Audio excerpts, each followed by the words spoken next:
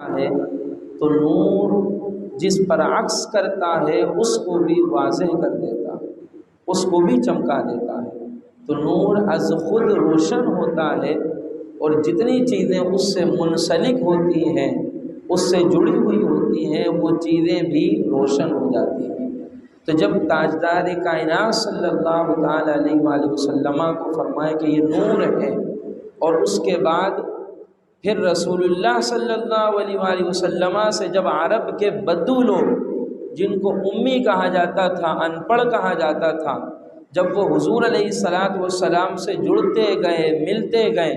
آپ کی بارگاہ میں بیٹھتے گئے، آپ کی بارگاہ سے فیض حاصل کرتے گئے، تو اللہ کے رسول صلی اللہ علیہ وسلم کے نور کے عکس کی وجہ سے اللہ رب العالمین نے ان صحابہ کو بھی چمکا دیا، اور جن کو بظاہر امی اور ان پڑھ کہا جاتا تھا، پھر وہی لوگ دنیا کے حاکم اور دنیا کے امام بن گئے۔ تو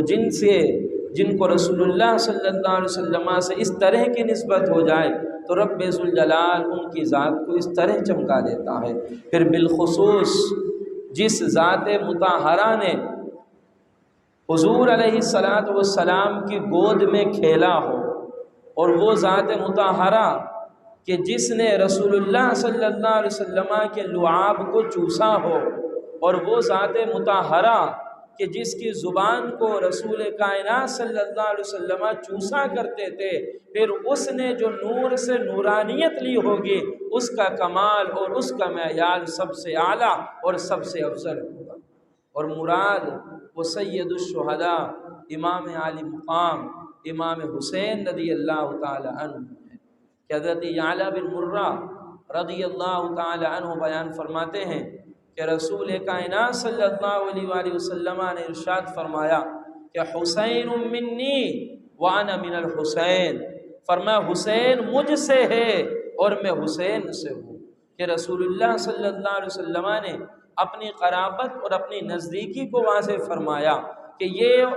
اور میں بظاہر ذات کے اعتبار سے دو مختلف ذات رکھتے ہیں، مگر قرب اور نزدیکی اور وصال کا یہ عالم ہے کہ اگر اس کو تکلیف ہوتی ہے تو اس کی تکلیف سے مجھے تکلیف ہوتی ہے، اس کو راحت ملتی ہے تو اس کی راحت سے مجھے راحت نصیب ہوتی ہے، اور کوئی بندہ اس سے دشمنی کرتا ہے تو فقط اس سے دشمنی نہیں کرتا، اس کے دشمنی کی وجہ سے وہ مجھ سے دشمنی کرتا ہے، اور جو بندہ اس سے محبت رکھتا ہے تو فقط اس سے محبت نہیں رکھتا بلکہ وہ پھر مجھ سے محبت کرنے لگ جاتا ہے۔ فرمایا یہ ہے حسین اور میرا معاملہ کہ حسین مجھ سے ہے اور میں حسین سے ہوں۔ اور حضرت ابو ہریرہ رضی اللہ تعالی عنہ بیان فرماتے ہیں کہ رسول کائنات صلی اللہ تعالی علیہ وآلہ وسلم ایک روز مسجد نبوی شریف میں تشریف لے کر گئے، اور پھر فرمایا کہ بچہ کہاں ہے؟ مراد سید الشہداء امام عالی مقام رضی اللہ تعالی عنہ تھے کہ وہ کہاں ہیں؟ تو اتنی گھڑی میں حضرت حسین رضی اللہ تعالی عنہ دوڑتے ہوئے آئے اور رسول کائنات صلی اللہ علیہ وآلہ وسلم کی گود مبارک میں لیٹ گئے۔ ابھی کم سنی کی عمر تھی، بچے تھے۔ اور پھر حضرت ابو ہریرہ فرماتے ہیں کہ نقشہ اس طرح تھا کہ امام حسین رضی اللہ تعالی عنہ حضور کی گود میں لیٹ کر رسول اللہ صلی اللہ علیہ وسلم کی داڑھی مبارک سے کھیلنے لگ گئے۔ جب آپ کھیلنے لگ گئے تو حضور علیہ الصلاۃ والسلام نے دعا کیا، فرمایا کہ اللہم انی احبہ، اے اللہ میں اس حسین سے محبت کرتا ہوں، فاحبہ، اے میرے مولا تو بھی اس سے محبت کرنے لگ جا۔ پھر فرمایا واحبہ من یحبہ، اور اے اللہ تیرا جو بندہ امام حسین سے محبت کرے گا، میری دعا ہے کہ تو ہر اس بندے سے محبت کرنے لگ جا۔ آپ دیکھیے رسول اللہ صلی اللہ علیہ وآلہ وسلم صرف انسانوں سے، مسلمانوں سے امام حسین رضی اللہ تعالیٰ عنہ کی محبت کی دعا نہیں کر رہے ہیں، بلکہ اللہ سے کہہ رہے ہیں اللہ فاحبہ، کہ میں اس سے محبت کرتا ہوں، اب میری دعا ہے کہ تو بھی اس سے محبت کرنے لگ جا۔ پھر سیدنا ابو ہریرہ رضی اللہ تعالیٰ عنہ ہی بیان فرماتے ہیں، فرماتے ایک مقام پر تو ہمارے سامنے ایسا منظر آیا اب دیکھیے بظاہر بیٹے اور باپ کی محبت بڑی گہری محبت ہوتی ہے، بڑی قلبی محبت ہوتی ہے کہ دوسرے بچوں کے ساتھ انسان بعض معاملات میں کراہت محسوس کرتا ہے مگر اپنی اولاد کے ساتھ ان معاملات میں کراہت محسوس نہیں کرتا۔ اس طرح یہ اللہ تعالیٰ نے ایک قلبی طور پر رکھا ہوا ہے۔ اب اسی طرح آپ دیکھیے کہ دیگر کے معاملے میں انسان شاید کراہت محسوس کرے مگر رسول اللہ صلی اللہ علیہ وسلم امام حسین رضی اللہ تعالیٰ عنہ سے کتنی محبت فرماتے تھے کہ یہ جو ہمارے منہ کے اندر جو تھوک ہوتا ہے اس کو لعاب کہتے ہیں۔ اب یہ تھوک پاکی اور ناپاکی کے اعتبار سے یہ ہوتا پاک ہے کہ اگر جسم پر لگ جائے تو جسم ناپاک نہیں ہوتا، کپڑے پر لگ جائے تو کپڑا ناپاک نہیں ہوتا پاکی اور ناپاکی کے اعتبار سے، طہارت کے اعتبار سے یہ پاک ہے، مگر طبیعت اور مزاج اس کو برداشت نہیں کرتا کیونکہ یہ ہمارے اس کو درست نہیں ہوتا۔ تو آپ دیکھیے کوئی بندہ اپنا تھوک یا دوسرے کا تھوک اپنے کپڑے پہ لگائے، یہ ہمارے یہاں کراہت کے طور پر ہوتا ہے، اپنے جسم پہ لگائے کراہت کے طور پر ہوتا ہے۔ تو کپڑے اور جسم پہ لگانا یہ بحیثیت کراہت کے ہوتا ہے، مگر سیدنا ابو ہریرہ رضی اللہ تعالی عنہ بیان فرماتے ہیں کہ ہم نے ان آنکھوں سے دیکھا ہے کہ یمتص لعاب حسین کما یمتص الرجل التمر، فرمائے جس طرح کوئی بندہ کھجور منہ میں لے کر اس کھجور کو چوستا ہے، فرمائے ہم نے ان آنکھوں سے دیکھا ہے کہ رسول کائنات امام حسین کے لعاب کو اسی طرح چوسا کرتے تھے۔ اسی طرح یمتص لعاب حسین کہ حضور علیہ السلام امام حسین کے لعاب کو چوسا کرتے تھے۔ یہ اس محبت کا اظہار ہے کہ بظاہر یہاں معاملہ انسانی کیفیت سے بڑھ کر ہے، انسانی مزاج سے بڑھ کر ہے، انسانی طبیعت سے بڑھ کر ہے، یہ محبت کا ایک بہترین معیار ہوتا ہے، یہ محبت کا ایک بہترین کمال ہوتا ہے۔ اور حضرت اسامہ بن زید رضی اللہ تعالی عنہ بیان فرماتے ہیں کہ ایک روز مجھے کسی حاجت کی وجہ سے، کسی کام کی وجہ سے رسول اللہ صلی اللہ تعالی علیہ وآلہ وسلم کے گھر جانا پڑا، کاشانے میں تشریف لے کر گئے۔ فرماتے ہیں کہ میں نے رسول اللہ صلی اللہ علیہ وآلہ وسلم کو جب حاجت کے لیے پکارا تو حضور علیہ السلام ایک چادر اوڑھ کر باہر تشریف لے کر آئے، اور چادر کے اندر محسوس ہوتا تھا کہ آپ نے کوئی وزن اٹھایا ہوا ہے۔ اور فرماتے ہیں کہ جب حاجت کی بات ہوئی اللہ کے رسول صلی اللہ علیہ وسلم نے بات ارشاد فرمائی، مگر دل کے اندر یہ بات آئی کہ رسول اللہ صلی اللہ علیہ وسلم نے اپنی پیٹھ پر اٹھایا کیا ہے، کہ کوئی تکلیف ہے، کوئی بوجھ ہے تو مجھے معلوم ہو کہ میں جو کر سکتا ہوں کر دوں، اگر کوئی تکلیف ہے اور دور کر سکتا ہوں تو اس تکلیف کو دور کر دوں۔ فرماتے جب حاجت پوری ہو گئی، خود رسول اللہ صلی اللہ علیہ وسلم نے جب ارشاد نہیں فرمایا تو فرماتے کہ جب میری طلب اور چاہت بڑھی تو میں نے پھر خود پوچھا کہ یا رسول اللہ صلی اللہ علیہ وآلہ وسلم آپ کی پشت پر وزن محسوس ہو رہا ہے اور تکلیف کے آسان محسوس ہو رہے ہیں، تو رسول اللہ صلی اللہ علیہ وسلم حضرت اسامہ بن زید فرماتے ہیں کہ آپ نے اپنی چادر مبارک کو ہٹا دیا، اور جب چادر مبارک کو ہٹایا تو دیکھا کہ ایک پہلو پر امام حسن چپکے ہوئے ہیں اور دوسرے پہلو پر امام حسین چپکے ہوئے ہیں۔ فرمایا کہ اسامہ یہ میرے دونوں صاحبزادے ہیں جن کو میں نے اپنے کندھے پر اٹھایا ہوا ہے۔ پھر اسی مقام پر رسول اللہ صلی اللہ علیہ وسلم نے دعا کیا، اللہم انی احبہما، کہ اے اللہ میں ان دونوں سے محبت کرتا ہوں، فاحبہما، تو بھی ان دونوں سے محبت کرنے لگ جا، واحب من یحبہما، اور جو بندہ ان دونوں سے محبت کرتا ہے اے میرے مولا تو بھی ان لوگوں سے محبت کرنے لگ جا۔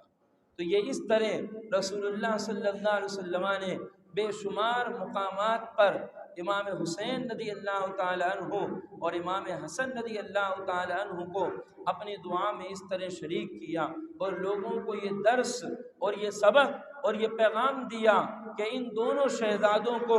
اور ان دونوں نواسے رسول کو رسول اللہ صلی اللہ علیہ وسلم سے کتنی قربت حاصل تھی۔ بلکہ صحابہ اکرام رضوان اللہ تعالی علیہم اجمعین بیان فرماتے ہیں کہ یہ دونوں نواسے یہ رسول اللہ صلی اللہ علیہ وسلم کے بہت ہی زیادہ مشابہ تھے کہ حضور علیہ الصلوۃ والسلام کے جسم اطہر کا جس طرح بناؤ سنگار تھا، فرماتے اس کے مشابہت وہ امام حسن اور امام حسین رضی اللہ تعالی عنہ میں بہت زیادہ تھی۔ بلکہ یہاں تک لکھا گیا ہے کہ رسول اللہ صلی اللہ تعالی علیہ وآلہ وسلم کے ظاہری وصال کے بعد، ظاہری پردہ فرما جانے کے بعد، جب صحابہ کرام کا دل مچلتا تھا کہ وہ چہرہ جس کو چہرے والضحیٰ کہا گیا ہے کہ وہ پہلے ہر وقت نگاہوں کے سامنے ہوتا تھا، اب دل مچل رہا ہے کہ ان کے چہرے والضحیٰ کو دیکھا جائے۔ وہ ہاتھ مبارک، وہ پیر مبارک، وہ آپ کا صدر مبارک، وہ آپ کی تمام چیزیں جو ہر وقت نگاہوں کے سامنے ہوتی تھی اب ظاہری طور پر نگاہوں سے اوجھل ہو گئی ہیں، تو صحابہ کرام جب مچل جاتے تھے، بے چین ہو جاتے تھے اور حالت اضطراب میں چلے جاتے تھے، حضرت فاطمہ الزہرا کے دروازے پہ جاتے تھے اور امام حسن اور امام حسین کو دیکھتے تھے، تو جب وہ مشابہ نظر آ جاتا تھا تو صحابہ فرماتے ہیں ان کو دیکھ کر ہمارے دلوں کو سکون مل جاتا تھا، ہمارے دلوں کو چین مل جاتا تھا۔ تو اس طرح امام حسن اور امام حسین رضی اللہ تعالی عنہ کو اللہ رب العالمین نے اپنے محبوب کریم علیہ السلام سے قرب بھی عطا فرمایا تھا اور ظاہری طور پر مشابہ بھی عطا فرمایا تھا۔ تو یہ ذکر حسین کرنا اور ذکر حسن کرنا کہ امام حسن اور امام حسین رضی اللہ تعالی عنہ کا ذکر خیر کرنا، یہ اللہ اور اس کے رسول کی بارگاہ میں بہت ہی زیادہ مقبول شے ہے، بہت ہی زیادہ مقبول شے ہے۔ مگر سید الشہداء امام علی مقام امام حسین رضی اللہ تعالی عنہ کی طرز زندگی کو دیکھیں تو یہ طرز زندگی ہمیں جھجوڑ کر کہتی ہے کہ میرا ذکر کرو کہ یہ باعث نجات ہے، میرے ذکر کا خیال کرو کہ یہ تمہارے لیے کوئی نہ کوئی بخشش کا سامان تیار کرے گی، مگر ذکر حسین کے زد میں آ کر فکر حسین کو مت بھول جانا کہ صرف ذکر حسین ہو اور فکر حسین نہ ہو، صرف ذکر حسین ہو اور حسین رضی اللہ تعالی عنہ نے جو اپنی زندگی وقف کری تھا، ان کی زندگی کا مقصد کیا تھا، انہوں نے کس مقصد کے لیے اپنی جان کو بھی لٹایا، کس مقصد کے لیے انہوں نے اپنی آل اولاد کو لٹایا، کس مقصد کے لیے انہوں نے اپنے خانوادوں کو لٹایا، اور پھر یہ کربلا کا جو میدان اور جو کارزار بپا ہوا، اس سے امام حسین رضی اللہ تعالیٰ عنہ نے ہمیں کیا کیا سبق دیا، کیا کیا درس دیا، کیا کیا پیغام دیا۔ اگر ہم ان تمام دروس سے، ان تمام پیغام سے اور ان تمام اسباق سے صرف نظر کر دیں اور امام حسین رضی اللہ تعالیٰ عنہ کے طرز زندگی سے صرف نظر کر دیں، ان کے معاملات سے صرف نظر کر دیں، ان کے انداز سے صرف نظر کر دیں اور صرف ذکر حسین کریں،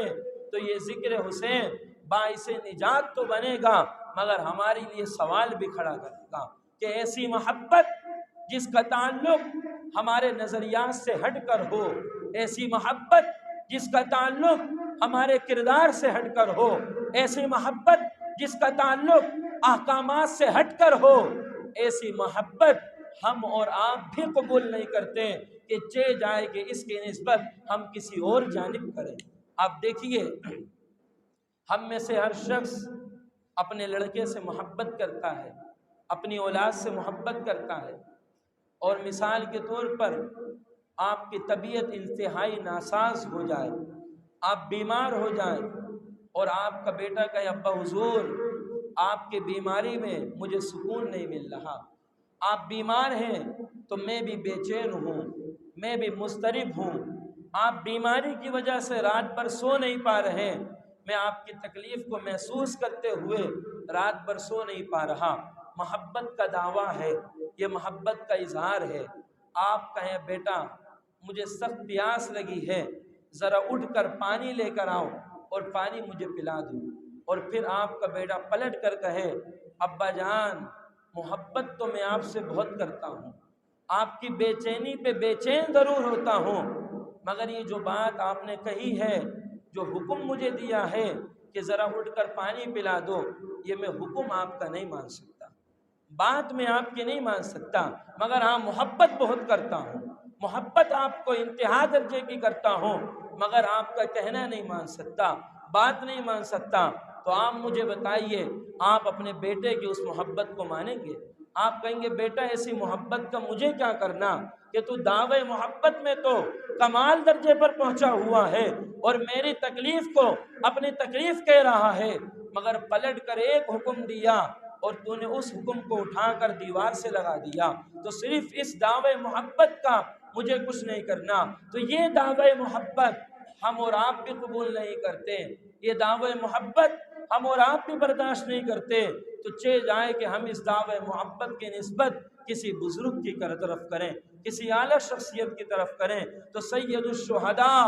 امام عالی مقام امام حسین رضی اللہ تعالیٰ عنہ سے محبت کرنا یہ ہمارے ایمان کا حصہ ہے کہ ہم محبت کرتے ہیں اور دعوے محبت بھی کرتے ہیں، اظہار محبت بھی کرتے ہیں کہ یہ اظہار محبت کرنا یہ ہمارے لیے باعث نجات ہے، مگر صرف اسی پر اکتفا کر کے رک جانا یہ پھر مسلمان کی مسلمانی نہیں ہے، صرف اسی پر اکتفا کر کے رک جانا پھر یہ مومن کی ایمانی نہیں ہے۔ مسلمان کی مسلمانی اور مومن کی ایمانی یہ ہے کہ ذکر حسین کے ساتھ ساتھ فکر حسین کا بھی خیال کرنا ہوگا، جس فکر کے ساتھ انہوں نے زندگی کو بسر کیا تھا، جس نظریے کے ساتھ انہوں نے زندگی کو گزارا تھا، جس بہادری اور جرت اور استقامت کے ساتھ انہوں نے زندگی کو بسر کیا تھا، اس بہادری کو، اس جرت کو اور اس استقامت کو اور اس صبر و ثبات کو ہمیں اپنی زندگی کے اندر بھی لاگو کرنا ہوگا۔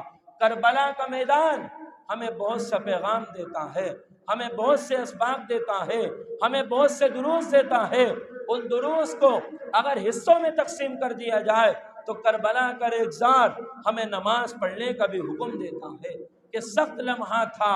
سخت حالات تھے، مگر اس وقت نواز رسول ہو اور خانواد رسول ہو، نمازوں میں کوئی لچک نہیں تھی، نمازوں میں کوئی رعایت نہیں تھی، اور کربلا کا پیغام جہاں یہ درس دیتا ہے وہاں میں استقامت اور صبر و ثبات کا پیغام دیتا ہے کہ تھوڑے سے لمحے کے لیے، کسی مفاد کے لیے بھی تمہیں رسول اللہ کے دین کو کبھی ثانوی حیثیت نہیں دینا، تمہیں رسول اللہ صلی اللہ علیہ وآلہ وسلم کے دین کو کبھی دوسری ترجیح نہیں دینا ہوگا، تمہاری ترجیحات میں، تمہاری خواہشات میں، تمہاری تمناؤں میں، تمہاری آرزوؤں میں، تمہاری چاہتوں میں سب سے اعلیٰ درجہ وہ دین اسلام کا درجہ ہونا چاہیے، وہ احکام شرع کا درجہ ہونا چاہیے۔ آج اگر ہم اپنی طرز زندگی کو دیکھیں تو مجھ سمیت ہم میں سے اکثر لوگ اس کو قبول کریں گے کہ بعض دفعہ ہماری خواہشات ایسی آ جاتی ہیں، ہماری تمنائیں ایسی آ جاتی ہیں، ہماری آرزویں ایسی آ جاتی ہیں کہ ان خواہشات کے مقابلے میں احکام شرع بھی کھڑا ہو جاتا ہے، مگر ہم اس مقام پر احکام شرع کو صرف نظر کرتے ہوئے اپنی خواہشات کو تھام لیتے ہیں، اس مقام پر ہم احکام شرع کو ثانوی حیثیت دے کر اپنی چاہتوں کو اولین حیثیت دے دیتے ہیں۔ تو یہ کربلا کا ایک پیغام ہے کہ جب بھی خواہشات کے سامنے احکام شرع آ جائے، تمناؤں کے سامنے احکام شرع آ جائے، چاہتوں کے سامنے احکام شرع آ جائے، تو ہمیں اپنی خواہشات کے گلے پر چھری پھیر کر احکام شرع کو دل سے لگانا ہوگا، احکام شرع کو ماننا ہوگا۔ یہ ہمارے معاشرے کا اس وقت بہت بڑا المیہ ہے۔ ہم اپنی طرز زندگی کو دیکھ لیں تو ہو سکتا ہے زندگی کے ایک قدم چھوڑ کر اگلے قدم پر ہمیں اسی کا سامنا کرنا پڑتا ہے۔ ہمارے لوگ نمازوں کے پابند ہوتے ہیں، نمازیں پڑھتے ہیں، مگر جب گھروں میں شادیاں ہوتی ہیں نمازیں ایسے لوگوں کی قضا ہو جاتی ہیں، گھروں کے اندر کوئی معاملہ ہو جاتا ہے نمازیں ایسے لوگوں کی قضا ہو جاتی ہے، معاملات اچھے کر رہے ہوتے ہیں مگر کوئی فراخی نصیب ہوتی ہے، کوئی وسعت نصیب ہوتا ہے، ان معاملات کو بھول جاتے ہیں، کاروبار میں تنگی ہے، نمازوں کی پابندی ہے، جماعت کی پابندی ہے، فراخی آ گئی، وسعت آ گیا تو اب نمازوں کی اور جماعتوں کو ثانوی حیثیت تو ہر مقام پر دیکھے کہ جہاں جہاں ہمارا مقابلہ ہو جائے اور مقابلہ ہماری خواہشات کا اور احکام شرع کا ہو، مقابلہ ہماری تمناؤں کا اور احکام شرع کا ہو، مقابلہ ہماری چاہتوں کا اور احکام شرع کا ہو، تو میدان کربلا کا یہ پیغام ہے۔ امام حسین رضی اللہ تعالیٰ عنہ نے جو گردن کو دیا، اس گردن کے دینے کا یہ پیغام ہے کہ جس طرح میں نے اپنی گردن پر چھری چلا کر احکام شرع کو اور اپنے نانا کے دین کو بچا لیا ہے، اب تم سے یہ تقاضا ہے کہ تم بھی اپنی تمناؤں کے گلوں پر چھری چلانا سیکھ جاؤ، اپنے آرزوؤں کے گلوں کو کاٹنا سیکھ جاؤ، اپنے خواہشات کے گلوں کو دبانا سیکھ جاؤ، اور ان تمام چیزوں کا گلا دبوچ کر میرے نانا کے دین کو ترجیح دینا شروع کر دو، میرے نانا کے احکام کو ترجیح دینا شروع کر دو، اللہ کے احکام کو ترجیح دینا شروع کر دو۔ یہ اس وقت ہمارے معاشرے کا جو المیہ ہے، تو درس کربلا ہمارے لیے سب سے بہتر یہی ہے کہ ہم دیکھیں ہماری زندگی کے ہر لمحے میں، ہماری زندگی کے ہر پہلو میں، ہماری طرز زندگی کے ہر رنگ کے اندر، ہر جہت کے اندر، ہر سمت کے اندر احکام شرع جڑا ہوا ہے کہ ہم مسلمان ہیں، اور ہماری زندگی کا کوئی بھی پہلو ہو وہ پہلو احکام شرع سے خالی نہیں ہے۔ ہم مسلمان ہیں، ہماری زندگی کی کوئی بھی جہت ہو وہ جہت احکام شرع سے خالی نہیں ہے۔ ہم مسلمان ہیں، ہماری زندگی کو جس رخ سے دیکھو گے، جس سمت سے دیکھو گے، ہر سمت پر اور ہر رخ پر احکام شرع کھڑا نظر آئے گا۔ درس کربلا یہ ہے کہ اپنی زندگی کے ہر رخ پر، اپنی زندگی کے ہر سمت کو، ہر مقام کو احکام شرع کے مطابق بسر کرنا شروع۔ شریعت کا جو حکم ہے، اللہ اور اس کے رسول کا جو حکم ہے، اسی حکم کے مطابق ہم اپنی زندگی کے ہر پہلو کو، اپنی زندگی کے ہر رنگ کو، اپنی زندگی کے ہر ڈھنگ پر ہم احکام شرع کا لبادہ اوڑھ دیں۔ یہ ہمارے لیے درس کربلا ہے۔ وما علیہ الا البلاغ۔